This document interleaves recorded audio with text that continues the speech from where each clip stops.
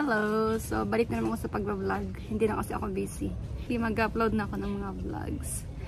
Sana panood yun na. Ha? And i-like nyo and i-share nyo, of course. So, sa umaga, makikita nyo si Bodhi sa vlog ko. Kasi gustong-gusto niyang nasa labas. Pupunta sila sa dagat ng 7. Mga almost 1 hour sila magsuswimming. Yan. Swimming sila ng maaga. Kakain siya ng breakfast. Tapos, mag-stay siya dito sa labas. Kala namin siya ilabas para makita niya ibang tao. Say hi! Say hi! Say hi to my vlog, Bodhi! Please, say hi! Bodhi, sit down. Oh, wait lang. Pakita ko yung mga alam niyang commands. Bodhi, sit. Ay, sit. Bodhi, sit. Good boy. Oh, give me 5 agad. May 5 agad ako. Wow! Wow, 5 agad. Okay, lay down. Lay down. Lay down. Lay down. Lay down. Bodhi, lay down. Lay down. Lay down. Oh, hindi. Oh, kasi nakafocus siya kay baba. Kasi yung pagkain doon. Bodhi, lay down. Ay, wala kasi yung pagkain. Wait lang. Lay down. No. Sit. Sit. Lay down. Lay down. Lay down. Sit. Bodhi, sit. Bodhi, lay down. No. Lay down. Lay down. Lay down. Lay down. Sit. Lay down. Oh, diba? Pagkain talaga. Oh, yan ang weakness niya. Pagkain. Mahirap siyang i-command. Nakafocus kasi kay Baba kasi may pagkain siya. Kumain ka na kanina. Pinapakain namin siya ng breakfast. Kung ano yung kinakain ng asawa ko, yun din ang kakainin niya. Diba, bongga? Kung kakain ng asawa ko ng ham, kakainin siya ng ham. Kasi spoiled to eh. Spoiled ba? Spoiled ba si Bodhi? 1 year and 5 months. Akala ko tataas pa siya pero parang nag-stop na yung paglaki niya eh. Kasi yung mama niya mas malaki. Ang tangkad ng mama niya parang ganun. Diba? Gustong-gusto niya ng bottled. Ng mga bottle. Gustong-gusto niya yan. Tapos tatanggalin niya yung cover. Tapos na siya. Gusto na niya. He wants the food. Kamatay. Nakafocus siya doon, oh. Kumain na kami kanina. Ulit ni Bodhi. Bodhi, can I touch your ear? Can I touch your ear, boy? Yan, oh. Gustong-gusto niya. Can I touch your ear? Gustong-gusto niya, oh. Pag ginaganito ko yung ear niya. Wow, Bodhi. Actually, guys, hindi ako masyadong lumalabas. I spend most of my time here sa dako. Minsan maboard ako and asking my husband to go around. Just riding around the island. Medyo mahirap mag-alaga ng Belgian Malinois. Medyo hyper sila, guys. Nung palaki siya, no, mga around 7, 8, 9 months old. Oh my God. Sobrang hyper niya. Tapos nag-rent kami nun ng bahay. Wala siyang cage. Tapos nagngangat-ngat siya ng mga gamit. Yung parang naboboard siya mag-isa.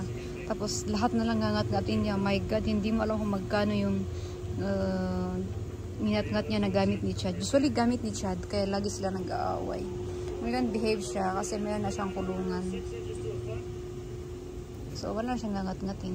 Hindi na nga siya nag-ngangat-ngat eh. Kahit yung higaan niya, hindi na nginangat-ngat. Kasi before yung cabinet ng tinirhan naming bahay, nginangat-ngat niya.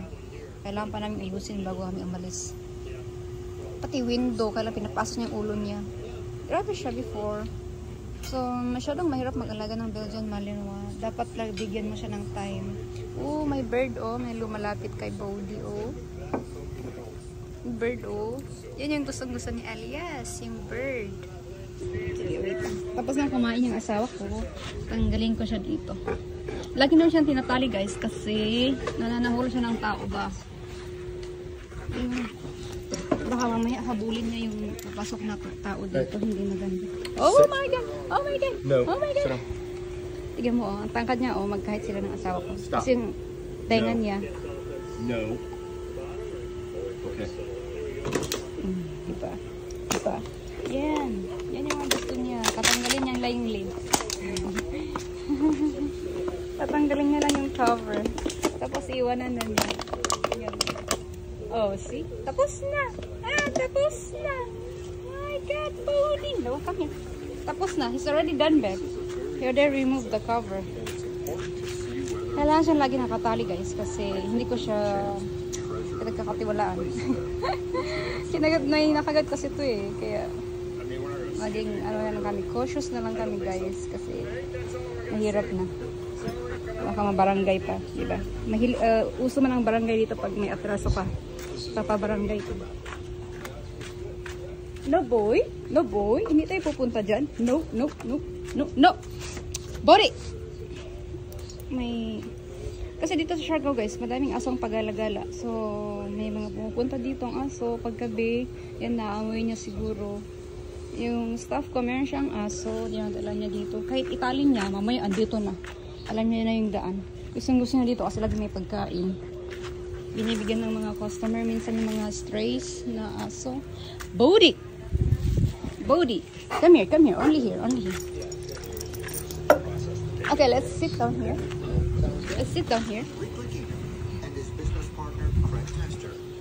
So dito sa Siargao, guys, madaming aso. Marang dog lover ang mga tao dito. Marami kasing foreigner.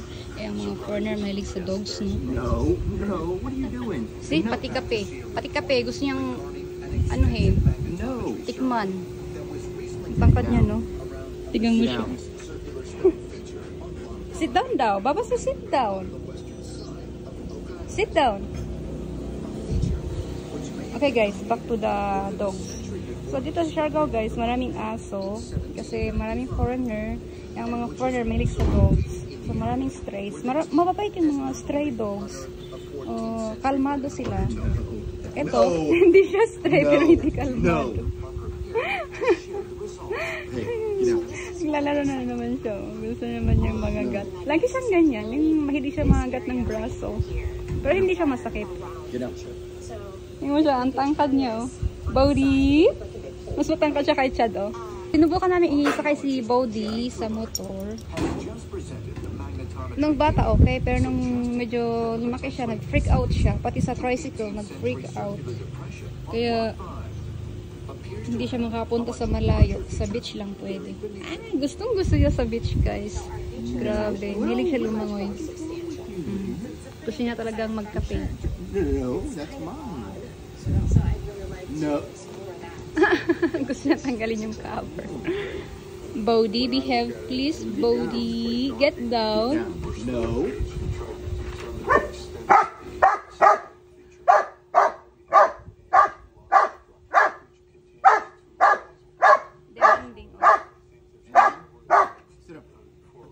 Sit. No. Pag ayaw na, hindi niya nakukuha yung gusto niya, oh. Sit down. Hey. Siya maglaro. Atak baba. Atak baba. Kiss his ear. Siya, mas matangkad siya, oh. Pechan. Kasi yung tenga niya nakatayo. Kagat, Bodhi. Ganit, huwag kang magkalat, ha? No littering here, Bodhi. Get your bottle. Good boy, my God. Good boy. Ay. Get your bottle, boy. Touch your big ears. Kahit na pag nakatayo. Laki-laking aso.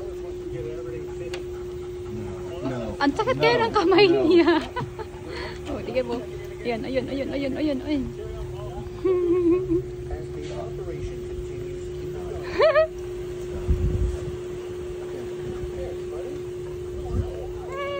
Cute. Grabe, before nung nakatira kami sa unang bahay na tinirhan namin, grabe, hindi siya pwedeng maiwan sa labas ng kwarto. Iyak at iyak yan pag sinara mo yung kwarto. Tapos gusto niya lagi nakahiga sa amin. Eh, ang laki niya. Ang laki ng space din niya. Kasi pag nakahiga siya, nakabuka ka ba? Tapos yung buhok niya minsan naglalagas. My God. Buti ngayon hindi na siya nakakatulog sa taas. Kasi ayaw niyang umakyat. Nasa second floor kasi yung apartment namin. Right, boy? Why your ear is so big? Why your ear is so big? Why? Cute ka talaga. Ang pogi ni Bodhi. Oh. Can I touch your ear? Can I touch your ear? Wait. Wait. Ang bait.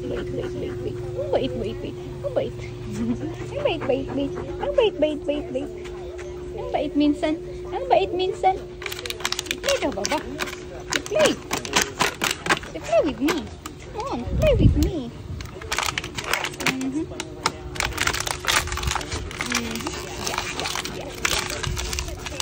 Play with me. Oh, yan na siya. Tug of war.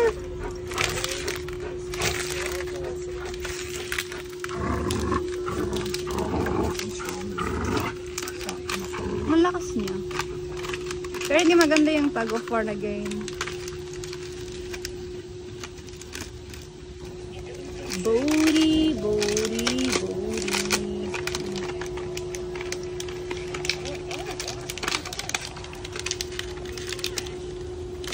Pag alam niyang si Chad nasa labas, iyak yan. Hindi siya titigil hanggat hindi mo nilabas.